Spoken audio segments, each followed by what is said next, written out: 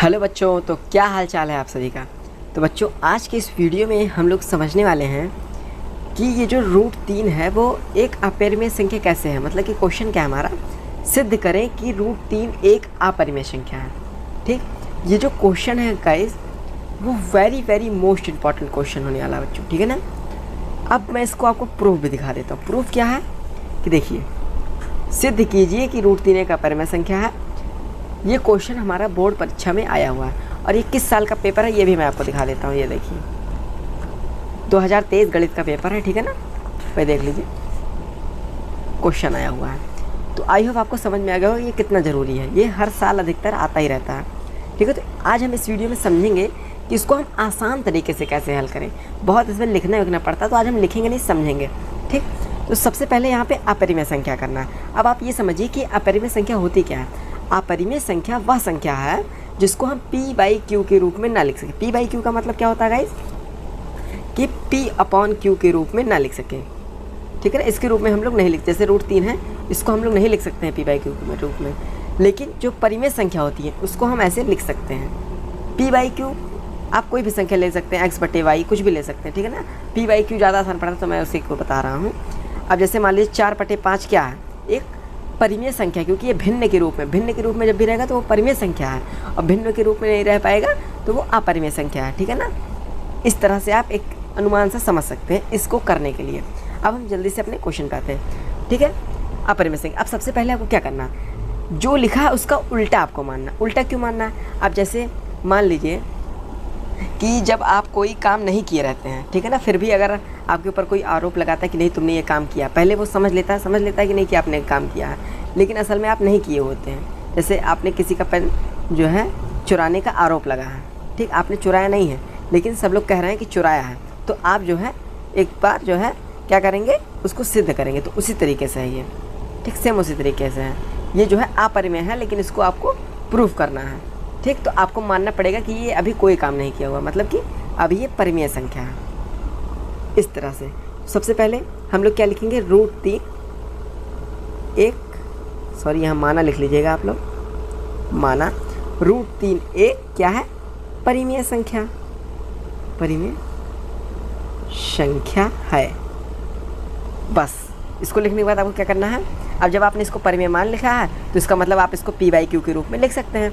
तो क्या आप इसको लिख सकते हैं कि रूट 3 बराबर p/q, इसको लिख सकते हैं ना।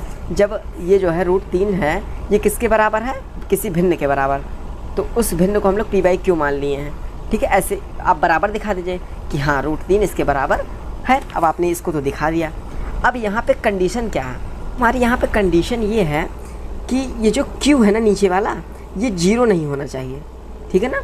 0 के बराबर, क्योंकि अगर आप इसको 0 से भाग दे देंगे तो वो 0 आ जाएगा। 0 आ जाएगा कि नहीं आ जाएगा, तो ये रूट 3 0 के बराबर कहाँ है, नहीं है। तो इसी वजह से q जो है यहाँ पे आपको लिख लेना है q is not equal to 0, ठीक। और एक चीज़ और आपको लिख लेना है, क्या लिखना है कि p और q क्या है, पूर्णांक है, ठीक है। बस इतना आपको लिखना है। अब ये पूर्णांक का मतलब क्या, पूर्णांक का मतलब पूर्ण संख्या है। अब जैसे 3 है और यहाँ -4 लिखा है, 3 जो है पूर्ण संख्या है, लेकिन ये -4 जो है ये आप इसको पूर्णांक नहीं कहेंगे, ठीक है ना। तो ये 3 माइनस में ना हो, इस तरह से आप कह सकते हैं, ठीक है।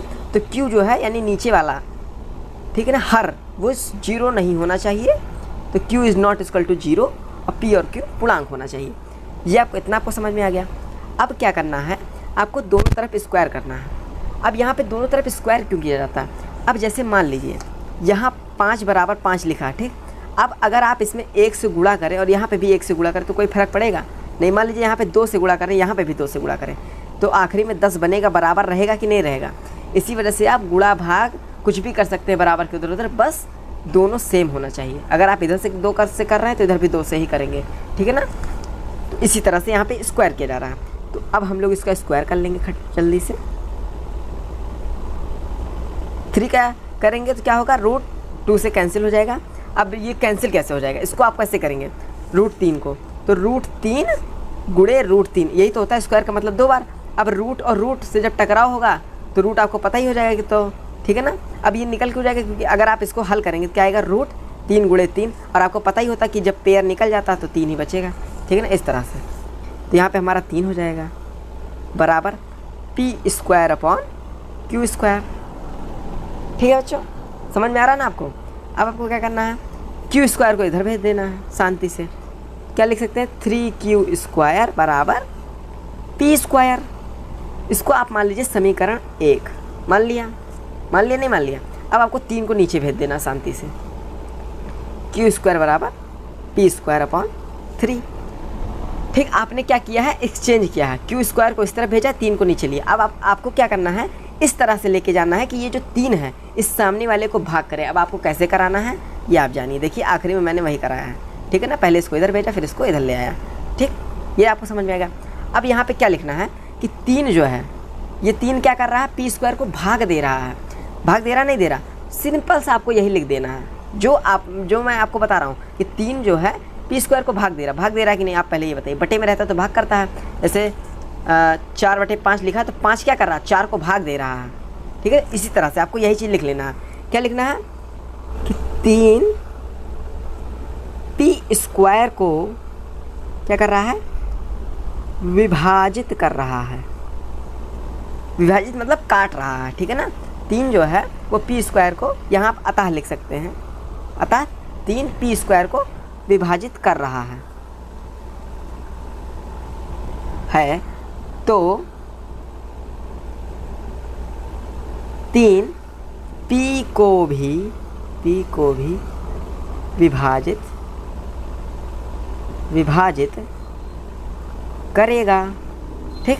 अब यहाँ मैंने ये क्यों लिखा कि 3 जो है वो p को विभाजित करेगा, क्यों करेगा, अब यहाँ पे समझते हैं।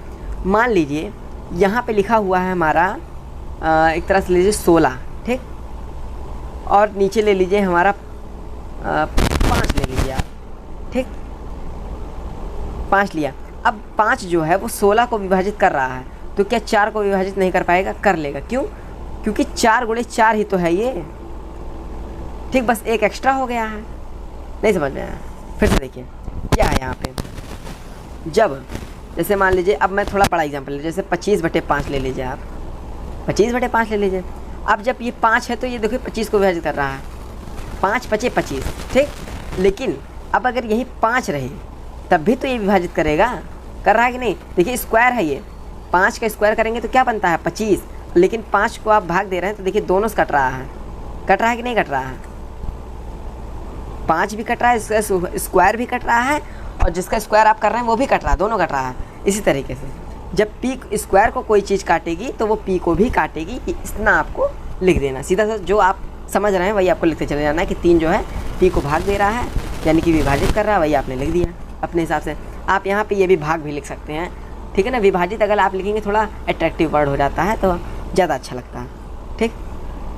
तो अब जब ये विभाजित करेगा, ठीक, आपने ये प्रॉपर्टी लिख दी, तो अब आपको लिखना है तो अब जब ये विभाजित कर रहा है तो इसका मतलब हुआ कि जैसे मान लीजिए कि अगर 4 है, ठीक, 4/5 है, तो 5 को अगर मैं 4 से भाग दूंगा तो कुछ ना कुछ तो मुझे प्राप्त होगा नहीं प्राप्त होगा।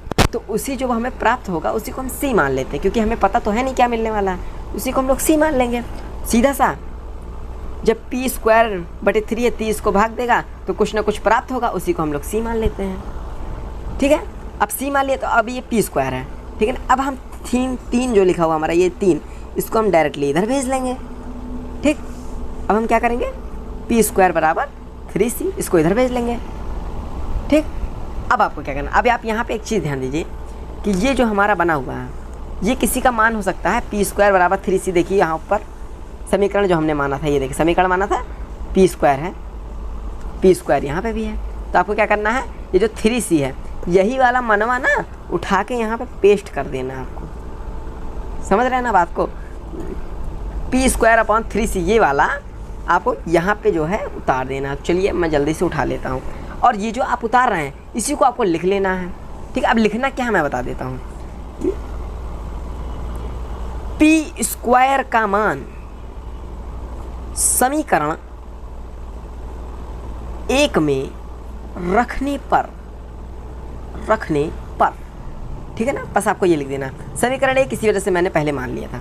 अब आपको सीधा सा ये समीकरण है, इसे पे हमें पी स्क्वायर हाँ ये 3c लिख देना है, बस खट्ट से अब हम लिख लेते हैं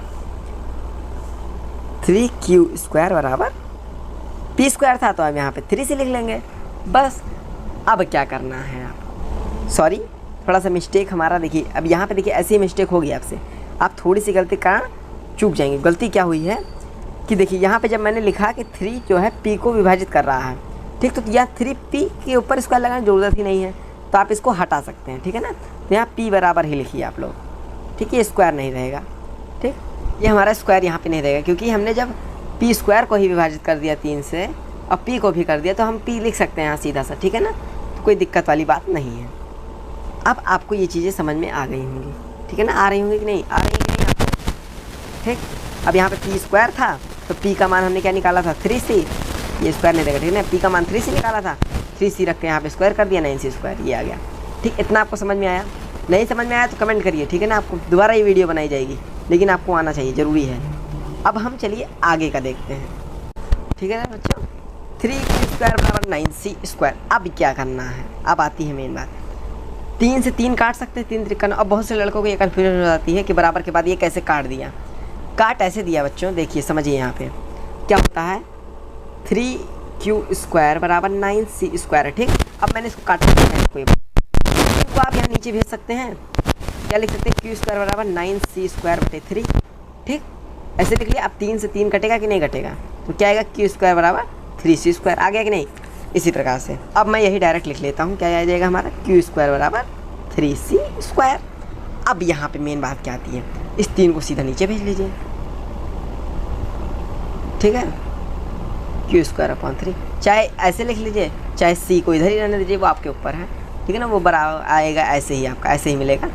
ये आपको कैसे बन के मिलेगा मैं आपको बता देता हूँ, ये आपको मिलेगा q²/3 बराबर c², ठीक है, ऐसे आपके अगर आप इसको हल करेंगे तो सकता है आपको ऐसे प्राप्त हो, बाकी दोनों देखिए सेम ही है, ठीक है, तो कंफ्यूज मत होइएगा कि सर ने ये वाला जो है बाद में लिखा है, इसको इधर लिखा है, तो ये कोई टेंशन वाली बात नहीं है ना।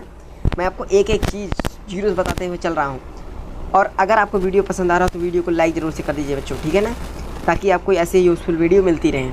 और ये अब सवाल जो है पूरी तरीके से ख़त्म हो चुका है, अब आपको सिर्फ लिखना है, सब खत्म, ठीक है, सिर्फ 2 लाइन और लिखने हैं, बस बात ख़त्म हो जाएगी, ये ख़त्म हो जाएगा। लेकिन उसके पहले आपको चैनल को सब्सक्राइब, वीडियो को लाइक ज़रूर से कर लेना है, और शेयर करना है, कमेंट करना है। अगर आपको कोई भी टॉपिक नहीं समझ में आ रहा है तो आपको सीधा से कमेंट करना है, हम उस पर कार्रवाई करके आपको बताएंगे, ठीक है। तो अब चलिए जल्दी से वीडियो पर बढ़ लेते हैं, टाइम ना वेस्ट करें आपका। अब ये हमारा हो गया, अब इसको करने के बाद क्या करना है, यहाँ पे आपको एक चीज़ ध्यान देनी है कि q²/3 था, ठीक, और यहाँ पे भी p²/3 था, आप देख सकते हैं ये चीज़, ठीक। यहाँ हमने क्या लिखा, 3 जो है वो p को भी भाग कर रही है, और यहाँ पे दिखा रहा है 3 जो है वो q को भी भाग कर रही है, तो यही आपको लिखना है, जैसे लिखा है ये वाला, वैसे ये भी लिखना है, क्योंकि ये देखिए q² को विभाजित कर रहा है, तो 3 जो हमारा q को भी विभाजित करेगा। जल्दी जल्दी लिख दे रहा हूँ, राइटिंग नहीं देख रहा हूँ, ठीक है ना, चल करेगा, ठीक है, इतना लिख के आपको स्टॉपिंग देना है। अब आपको समझ में आ गया होगा, ठीक, वही चीज़ है, q को कर रहा है तो q² कर रहा है तो q को भी करेगा, सीधी बात है। अब यहाँ क्या आता है, अब एकदम अंतिम लाइन में, तो ये समझने वाली चीज़ है, ठीक है ना, समझने वाली चीज़ ये है कि आप देखिए यहाँ 3 जो है p² को भी भाग दे रहा है, 3 जो है q को भी भाग दे रहा है, ठीक। जैसे क्या है हमारा, हम यहाँ यहीं पे बता देता हूँ मैं, क्या हो रहा है, q को जो है 3 विभाजित कर रहा है और p को भी 3 से विभाजित कर रहा है, और जबकि दोनों पूर्णांक हैं तो ये संभव नहीं है, ठीक। विभाजित का मतलब होता है पूरी तरह से काट देना।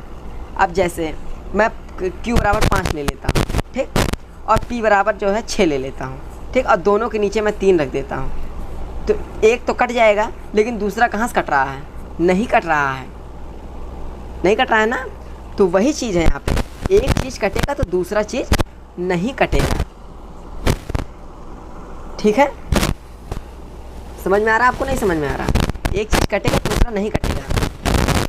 अब ये जो है विरोधाभास एक तरह से प्रस्तुत हो रहा है हमारे आगे।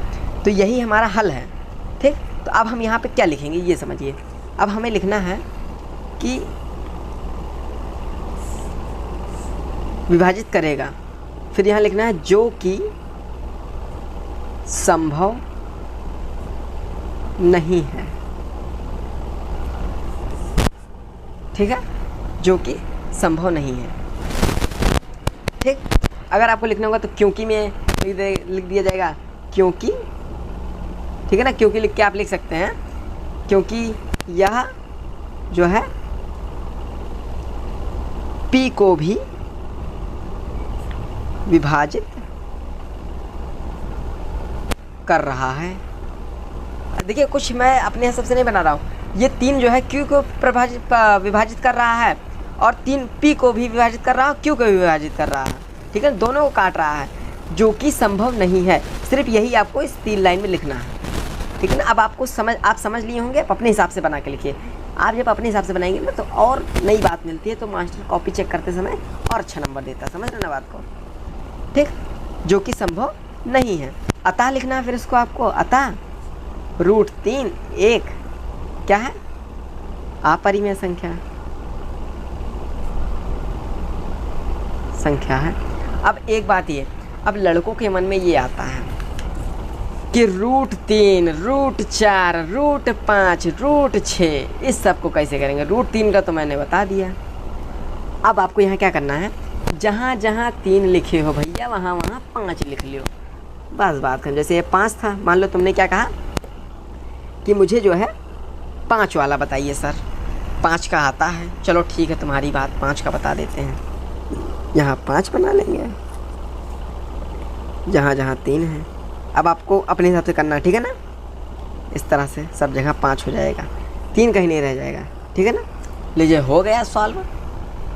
आसान ट्रिक है कि नहीं है। ये मैं आपको बताया हूँ, समझाया हूँ। ठीक है ना, आपको सिर्फ क्या करना है, √5 को एक परिमेय संख्या से तुलनात्मक कर देना, यानी कि तुलना कर देनी है। फिर बटे में करके निकाल लेना है। फिर यहाँ सीधा सा लिख देना है कि 5 जो है P² को भाग कर रहा है तो P को भी करेगा, इतना प्रोबेबिलिटी लिख के। फिर भाग कर रहा है तो कुछ ना कुछ तो मिलेगा, उसी को C मान लेना है। उसके बाद उसी का मान यही समीकरण 1 में रख देना है। फिर उसके बाद विरोधाभास उत्पन्न कर देना है कि 5 जो है Q को विभाजित कर रहा है, P को भी करेगा। ये कौन से संभव है, ये तो संभव नहीं है ना। ठीक है ना, क्योंकि देखिए अब संभव क्यों नहीं है ये भी आप देख लीजिए कि जैसे √5 है। ठीक है, √5 बराबर P/Q है हमारा। अब Q जब इधर आ रहा है तो √5 बराबर P। देखिए यहाँ गुणा कर रहा है, गुणा कर रहा है नहीं कर रहा, तो भाग कैसे कर सकता है। एक ही चीज़ गुणा और भाग दोनों करेगी तो उसका मान 0 होता है। जैसे मान लीजिए 4 लिखा है, अब इसमें 5 से गुणा करूँ, 5 से भाग करूँ तो कोई मतलब है, दोनों कट ही जाएगा, कोई मतलब नहीं है। तो इसी कारण बस, ठीक है ना। फिर आपको क्या करना है, सीधा सा प्रोबेबिलिटी दोनों जो है क्या कर रहे हैं, एक ही संख्या से भाग दिया जा रहा है, जो कि संभव नहीं है। ताकि √3 एक अपरिमेय संख्या है, बस बात खत्म।